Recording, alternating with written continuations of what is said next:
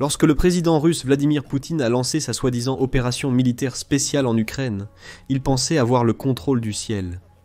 Comment aurait-il pu en douter ? L'armée de l'air russe était 13 fois plus grande que celle de l'Ukraine en 2025 et avait un avantage encore plus grand en 2022. Mais la supériorité aérienne n'est jamais venue. Avion après avion, ils étaient abattus du ciel. Au cours de ces premiers mois, forçant Poutine à placer ses avions derrière les lignes de front, Poutine pensait que ce changement tactique rendait ses avions en sécurité. Ce n'était pas le cas. L'armée de l'air russe s'effondre autour de lui alors que l'Ukraine enchaîne les frappes sur les avions les plus précieux de Poutine. Le taux de réussite de l'Ukraine est incroyable, et la vitesse à laquelle l'Ukraine élimine l'avantage aérien de Poutine est difficile à croire. Le 3 juin, les médias United 24 ont rapporté que l'état-major général de l'Ukraine avait mis à jour son bilan officiel du nombre d'avions que la Russie a perdu depuis février 2022. Selon la publication Telegram de l'état-major général, ce chiffre est énorme. Un nombre stupéfiant de 384 avions russes ne reprendront jamais les airs, dont 12 ont été détruits rien que le 3 juin. Ces avions s'ajoutent à 336 hélicoptères, 38 748 drones et 3271 missiles de croisière. Tous étaient utilisés par la force aérienne russe pour bombarder l'Ukraine depuis les airs. Maintenant, un petit calcul rapide montre l'ampleur réelle des dégâts que l'Ukraine a infligés à la force aérienne russe. Depuis que Poutine a lancé son invasion en février 2022, environ 39 mois se sont écoulés. En utilisant ce chiffre, il semble que la Russie perd des appareils à un rythme de 9,8 par mois. Les hélicoptères s'en sortent un peu mieux avec 8,6 par mois, mais les missiles de croisière et les drones sont abattus par centaines.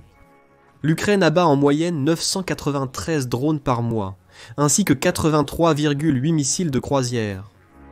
Bien sûr, les moyennes ne racontant pas toute l'histoire. Il y a certains mois où la Russie attaque avec un volume énorme, ce qui entraîne plus de pertes, et d'autres où elle relâche un peu la pression. Pourtant, ces chiffres racontent une histoire claire. Les tentatives de Poutine de s'appuyer sur son armée de l'air pour obtenir la supériorité sur l'Ukraine échouent. Le rapport de United 24 est arrivé dans la foulée d'une frappe dévastatrice que l'Ukraine a menée contre la Russie sur le propre territoire de Poutine.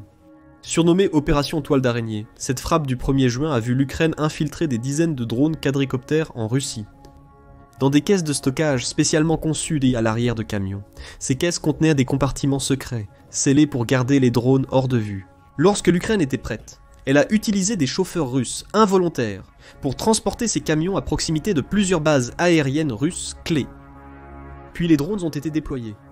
La base aérienne d'Olenia dans la région de Mourmansk a été durement touchée, tout comme la base aérienne de Belaya à Irkoutsk, ainsi que plusieurs autres.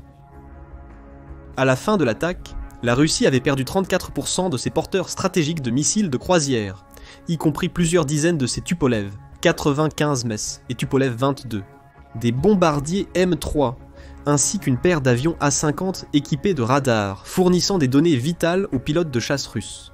Une autre vidéo sur notre chaîne détaille l'opération Toile d'Araignée et sa mise en œuvre par l'Ukraine. Regardez-la pour tous les détails, y compris la planification de l'assaut et ce que l'Ukraine a réussi à accomplir. Cela aurait déjà été assez grave pour la Russie. La perte de près de 400 appareils, dont une quarantaine détruits rien que lors de l'opération Toile d'Araignée sur 3 ans, représente un énorme problème pour Poutine. Mais la situation n'a fait qu'empirer depuis que United 24 a publié les chiffres de l'état-major général ukrainien. Depuis lors, l'Ukraine a lancé plusieurs autres frappes réussies, visant certains des appareils les plus précieux de l'arsenal de Poutine. Le 8 juin, Aviazi Online a été parmi les premiers à rapporter une frappe ukrainienne dévastatrice qui a abattu un chasseur russe Su-35 quelque part au-dessus de la région de Koursk. L'Ukraine a officiellement annoncé la frappe, sans donner de détails sur sa réalisation. Cela a conduit à de nombreuses spéculations, beaucoup pensant que l'Ukraine avait réussi à détruire le Su-35 en utilisant l'un des F-16 qu'elle a reçu de ses partenaires occidentaux. Cela aurait été impressionnant. Le Su-35 fleuron russe des chasseurs de 4e génération et demi surpasse le F-16 plus ancien et d'une génération précédente. Plus tard, des rapports, notamment ceux publiés par le correspondant militaire David Axe et le compte AB Vector X, ont dissipé la rumeur concernant le F-16. Selon les informations mises à jour, Le chasseur Su-35, qui a décollé de la base aérienne de Bariska-Gliebs, a été abattu par un système de missiles solaires. AB Vector a affirmé cela dans la soirée du 7 juin, et Axe a rapporté la même chose le 7 juin en utilisant la publication AB Vector X comme référence. Mais il a également noté que la possibilité que des F-16 abattent un Su-35 augmente. Cela aurait été la première victoire confirmée par la flotte d'anciens F-16 européens de l'Ukraine, qui ne cesse de croître lentement, a écrit Axe. Vu les circonstances, il est de plus en plus probable qu'un F-16 remporte une victoire. La traduction. L'Ukraine a infligé tant de dégâts à l'armée de l'air russe que la Russie perd lentement ses avions de soutien, comme CA-50, et que ses Su-35 doivent désormais se défendre contre les F-16 ukrainiens. Nous reviendrons sur ce sujet un peu plus tard dans la vidéo. Pour l'instant, il est difficile de sous-estimer ce que l'Ukraine a accompli le 7 juin. La façon dont elle a abattu un Su-35 russe n'est plus vraiment pertinente maintenant. Le simple fait qu'elle l'ait fait signifie qu'elle a éliminé un appareil extrêmement précieux pour Poutine. Selon Aerotime, le Su-35 est estimé à environ 85 millions par unité. Et c'est l'un des chasseurs multirôles les plus puissants que la Russie soit capable de déployer. Selon Army Recognition, le Su-35 est piloté par 2 personnes et est capable d'atteindre une vitesse maximale de 1485 miles par heure. Le chasseur a une portée maximale de 2237 miles, ce qui signifie qu'il peut pénétrer profondément sur le territoire ukrainien. Il est équipé d'un arsenal capable de causer des dégâts majeurs. Sur ses 12 points d'emport, le Su-35 est chargé d'une variété de missiles air-air, dont le RWAE et le R-73E, ainsi que de missiles air-sol comme le KH-59M et le KH-29T. Il peut également transporter différents types de bombes guidées et non guidées, en plus d'être équipé d'un canon GSH-30, un chargé avec 150 cartouches. Pour faire simple, le Su-35 est un poids lourd.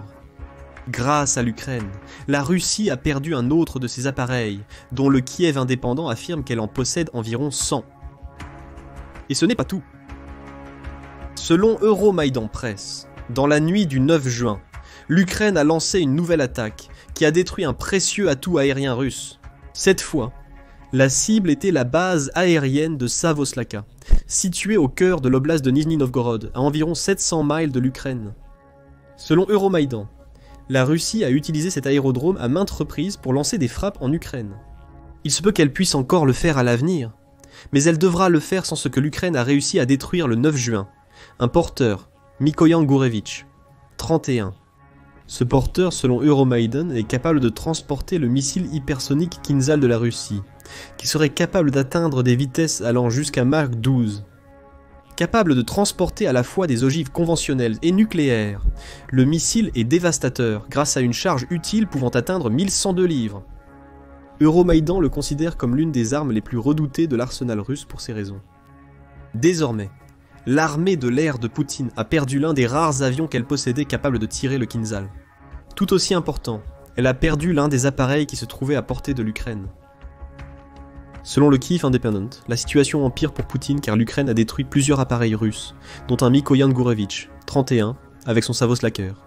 Selon l'état-major général de l'Ukraine, il semble également probable que l'Ukraine ait réussi à abattre soit un Su-30, soit un Su-34.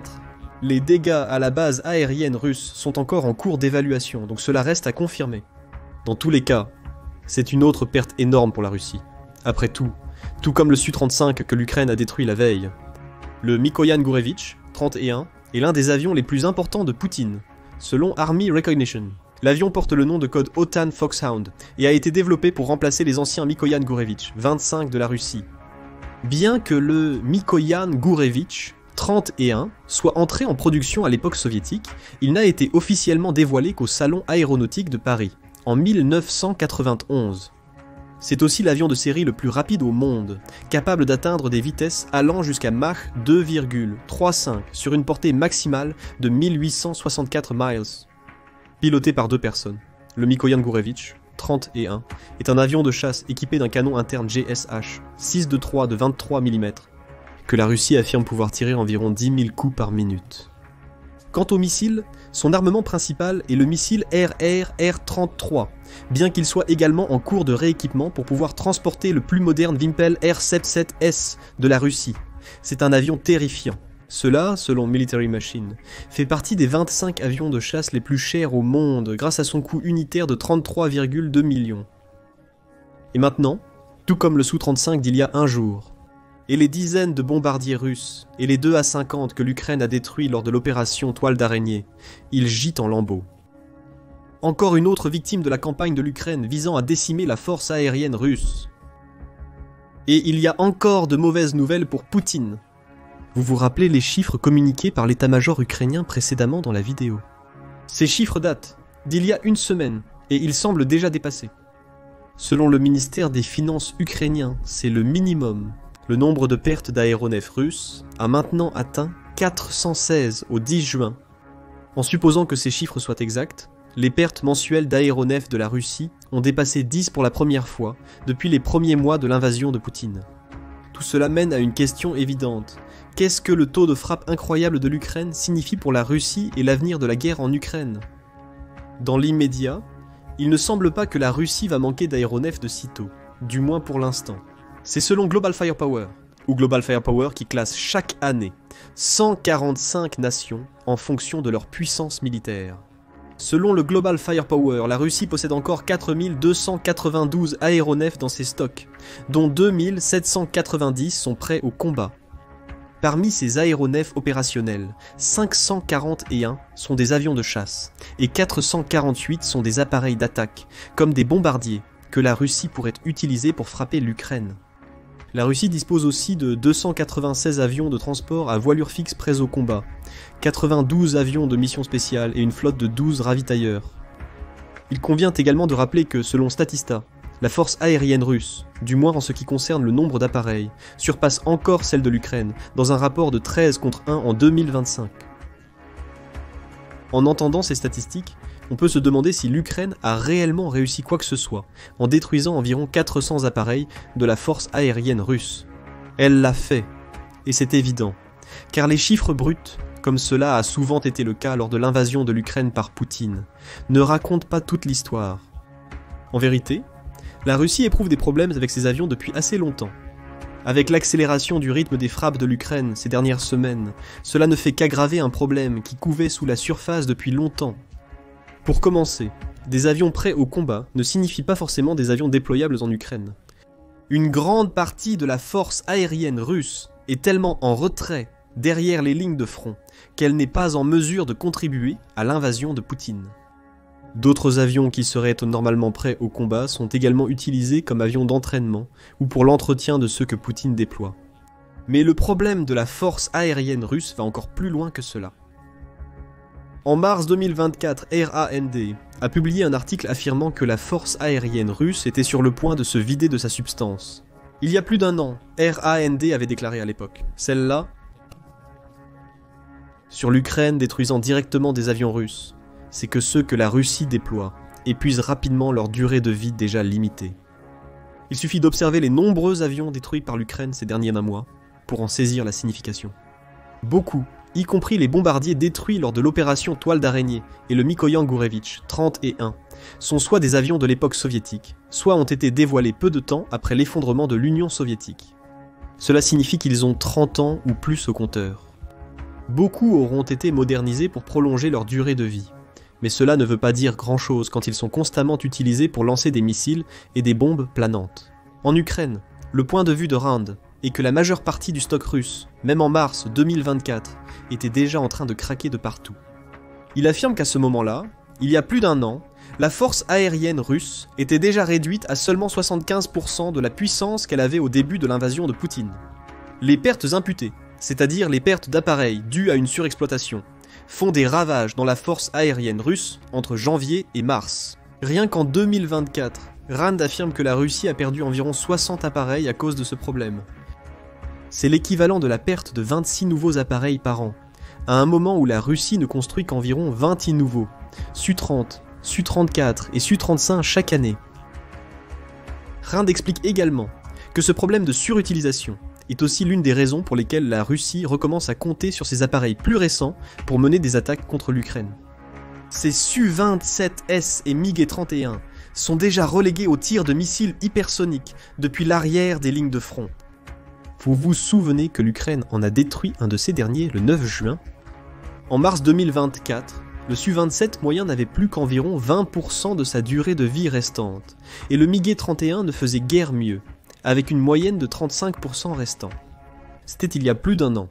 Depuis, ces durées de vie moyennes auront nettement diminué, et pendant tout ce temps, la Russie est obligée de déployer ses chasseurs les plus précieux, comme le Su-35 plus près des lignes de front. C'est un autre problème pour Poutine. Ces nouveaux chasseurs coûtent bien plus cher, et ils sont toujours principalement utilisés pour tirer des missiles sur l'Ukraine. Depuis l'intérieur même de la Russie, Poutine n'a pas réussi à tirer parti de toutes ces dépenses supplémentaires pour établir la supériorité aérienne en Ukraine. Chaque nouvel appareil que Poutine envoie plus près des lignes de front devient une cible dès son arrivée sur un aérodrome. Et comme l'Ukraine l'a prouvé à maintes reprises, rien qu'en juin, elle peut frapper ces aérodromes avec des missiles et des drones pour détruire les nouveaux avions de chasse russes. À un moment où ces stocks de plateformes de l'époque soviétique sont pratiquement épuisés, Brand a conclu qu'en fournissant davantage de systèmes de défense aérienne à l'Ukraine en mars 2024, cela lui aurait permis d'enfoncer le couteau encore plus profondément dans le flanc de l'armée de l'air russe. Ces systèmes ont tardé à arriver, et l'Ukraine en aurait encore besoin de plus. Mais il se peut qu'elle profite maintenant du fait que de nombreux avions russes deviennent trop vieux pour rester dans l'armée de l'air. L'essentiel ici, c'est que les chiffres bruts ne racontent pas toute l'histoire.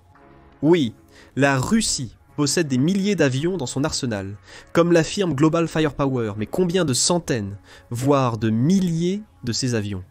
Sont-ils déjà en fin de vie, ou dans un tel état de délabrement qu'ils sont pratiquement inutiles pour la Russie? Le nombre réel restera peut-être inconnu. Revenons à 2025. Les frappes ukrainiennes accélérées exacerbent dans les problèmes, outre la question du vieillissement. Prenez les bombardiers que l'Ukraine a détruits lors de l'opération Toile d'araignée. Cette opération a détruit environ un tiers des bombardiers russes, disponibles pour attaquer l'Ukraine, comme mentionné auparavant. Selon le Moscow Times, la plupart de ces bombardiers ne seront pas remplacés, du moins pas pendant la guerre en Ukraine. Le 6 juin, un article de Reuters publié par le média a affirmé que la Russie mettrait des années à remplacer les bombardiers nucléaires détruits par l'Ukraine lors de l'opération Toile d'araignée. Reuters cite Justin Bronk, un expert en aviation de l'Institut royal des services unis, qui affirme cela. Les pertes de bombardiers de la Russie exerceront une pression majeure sur une force clé russe, qui fonctionnait déjà à pleine capacité. Les sanctions occidentales ont rendu très difficile pour la Russie d'obtenir les composants pour réparer les systèmes avioniques de ces bombardiers endommagés. On ignore le nombre de cellules de rechange que la Russie possède, si elle en a. Et en parlant de l'opération Toile d'araignée, on pense également que cette frappe dévastatrice a détruit 2 des avions A-50 de la Russie. Ne sous-estimez pas à quel point ces appareils de soutien sont vitaux pour la Russie. Le A-50 est un avion radar, explique David Axe dans un article du 8 juin, et la Russie l'utilise pour surveiller le ciel le long des lignes de front de la guerre en Ukraine. Les A-50S offrent aux autres avions russes, y compris les Su-35S, une couverture radar étendue. Les A-50 servent de système d'alerte précoce. Leur radar détecte les menaces aériennes entrantes, surtout celles traversant les lignes de front, et transmet ces informations à la cible concernée. La cible peut alors préparer ses défenses, comme des manœuvres d'évitement dans le cas d'un avion de chasse, ou des défenses anti-aériennes si la cible est une installation militaire. Plusieurs minutes avant l'arrivée des menaces aériennes. Selon Axe, la Russie aurait actuellement entre 3 et 6 A-50 opérationnels. C'est un énorme problème pour Poutine, parce que, comme l'explique Axe, la Russie a besoin de 9 de ces avions pour couvrir toute la ligne de front de 1100 km de la guerre en Ukraine. En ce moment, il n'en a assez que pour l'une des 3 orbites nécessaires, qui sont des groupes de 3 A-50 se relayant sur le champ de bataille. Ce qui signifie que la Russie ne peut pas surveiller les menaces aériennes entrantes partout où elle en a besoin. Des failles ont été créées, et ces failles vont être cruciales pour l'Ukraine, alors qu'elle lance de nouvelles attaques contre l'armée de l'air russe. Toutes les bases à portée des missiles ou drones russes sont maintenant exposées à un risque accru d'être touchées. Parce que l'endroit où Poutine déploie ses stocks décroissants d'A-50S détermine s'ils reçoivent ou non un avertissement. Lorsque les missiles d'eau et les drones ukrainiens franchissent la frontière en Russie, beaucoup ne sauront pas qu'une frappe est en cours avant qu'elle ne les touche. À ce moment-là, il sera souvent trop tard.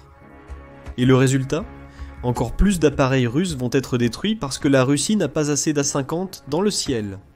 Et l'idée que la Russie pourrait simplement en construire plus, ça n'arrivera pas. Et elle a donc abandonné ses plans pour le faire en 2024, peu de temps après que l'Ukraine a frappé l'installation de Taganrog, responsable de la construction et de l'entretien des A-50S. Il n'y en aura pas d'autres. Et c'est une terrible nouvelle pour une force aérienne russe, qui doit déjà faire face à davantage d'attaques ukrainiennes, et dont les équipements approchent de la fin de leur durée de vie. Selon le journal de la défense du Royaume-Uni en mars, une mise à jour du renseignement du ministère britannique de la Défense, Ministry of Defence, a révélé le problème auquel la Russie faisait face. Selon le ministère de la Défense, la Russie ne peut plus obtenir la supériorité aérienne. De tels succès ukrainiens mettent en évidence l'incapacité persistante de la Russie à protéger ses sites militaires stratégiques contre les attaques, tout en indiquant le défi auquel la Russie est confrontée pour protéger ses infrastructures. Le ministère de la Défense a déclaré cela en référence aux récentes frappes ukrainiennes contre des raffineries de pétrole russes, mettant en balance la protection de ses opérations sur le front. L'armée de l'air russe pourrait ne plus être capable de trouver l'équilibre jugé nécessaire par le ministère de la Défense. L'Ukraine a détruit encore plus de ses appareils. D'autres suivront, d'autant plus que la Russie ne dispose plus de l'A-50S essentiel pour détecter les missiles et drones ukrainiens sur tout le front. Il ne pourrait s'agir que de quelques mois avant qu'une force aérienne russe, déjà sous assistance respiratoire, ne s'effondre complètement. Si vous avez apprécié cette vidéo, je vous invite à consulter notre analyse détaillée sur la situation de l'A-50 en Russie et ses implications pour l'armée de l'air russe, les infrastructures militaires et les troupes au sol. Et n'oubliez pas de vous abonner à The Military Show si vous souhaitez plus de commentaires vidéo à jour sur les dernières tactiques utilisées par l'Ukraine pour endommager la machine de guerre de Poutine.